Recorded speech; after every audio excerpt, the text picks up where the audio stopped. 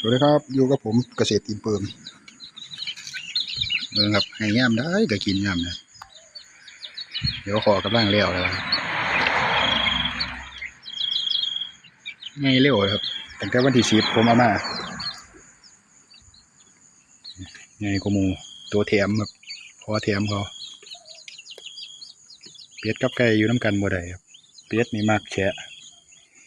ไก่มากแห้งเดี๋ยวเป็นโรคอีกไก่เนี่ยกินดีครับแหน่แดง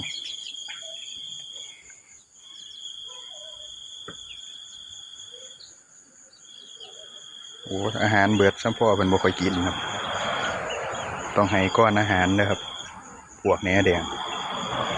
แล้วก็ให้ช่วงเที่ยง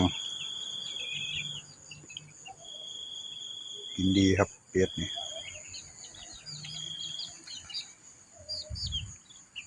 ขวกจืนเบิดสงสัยเนี่ยหัวจุกมู